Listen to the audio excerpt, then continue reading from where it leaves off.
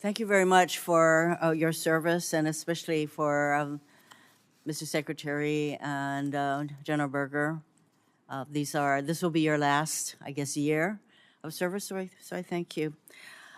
I note, Mr. Secretary, that that recently the DoD opened up its Red Hill Clinic to people who were not in the service, and that is very much appreciated by a community that has been rocked by the disaster at Red Hill and continue to raise many questions about what the military is doing and how they're doing it. There were a number of recommended changes to the, based on what happened at Red Hill and characterizing what happened at Red Hill as having had a culture of procedural noncompliance, lack of ownership, and poor training. These were among the descriptions of what led to the disaster at Red Hill. And there were a number of recommendations made. And Mr. Secretary, among the changes that were recommended, can you describe a specific major change that you have implemented or that is being implemented? Yes, ma'am. And currently, out of the 253 repairs that were identified in order to defuel Red Hill, approximately just over half have now been completed. But the one major change that I would say that I have personally implemented is to ensure that anyone who actually enters Red Hill is actually being supervised properly. So out of the many subcontractors that do work at Red Hill on any given day, they have government oversight. There's a plan in place that they have to demonstrate for exactly what they're going to do, how it was verified, and oversight over the individual actions that they're going to take with regards to any maintenance that actually gets conducted in Red Hill.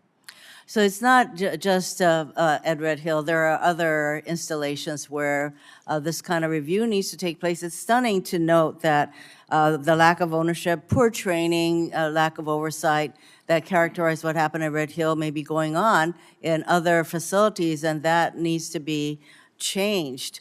That kind of culture of lack of oversight is really very stunning and totally unacceptable. Well, Senator, if I could just add that that degree of oversight actually has been enforced now at all other fuel facilities as well, too. Immediately after the incident at Red Hill, we made sure that we looked at every other fuel farm that we own and operate to try to ensure that we up the standards of how those fuel farms are actually operated. So that is those measures are in place. That's reassuring, Mr. Secretary, because as you know, the community is still very much questioning basically the military's capacity to do the right thing and complete the work that needs to be done at Red Hill. General Berger, many field grade officers who are actually on the ground and closest to the problem have come out and publicly said the changes made by Force Design 2030 have made their units more capable. And you mentioned the Hawaii-based 3rd Marine Littoral Regiment's successes against a more standard Air Guard task force in recent exercises. And these young men are the future leaders of the Marine Corps and are currently tasked with ensuring the Marines are prepared. So their support for the changes made by Force Design 2030 is instructive. I just wanted to make that statement, General, because I do support the changes that you've made. One thing that does concern me, General Berger, is you noted that infrastructure is very important, the modernization and maintenance of infrastructure that has to do with the quality of life of our people, and yet the Marine Corps only funded 54% of the facility sustainment and restoration funds that it needs. So why is this, General? Because for other funding needs, you know, it's a much higher percentage of the items are being funded, and yet for the Marine Corps, it's only 54%. Why is that? The approach of 80% funding for FISRM, which has been the model that we've used for as long as I've been a Marine, hasn't always allowed us the flexibility to put money where we should have put it because we're tied to a fixed percentage across FISRM. The model that we're using now, supported by OSD, allows us the flexibility to move money within, to not waste money where it's not going to do any good.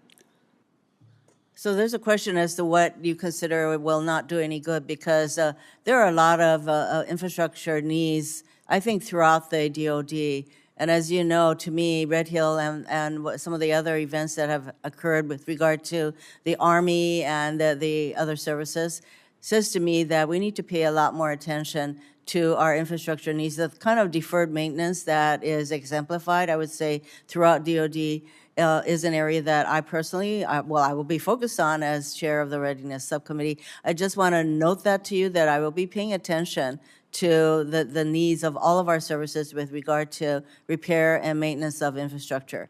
I want to know that what's going through our lines, our pipes, our electrical lines, are, that those infrastructure needs are being met.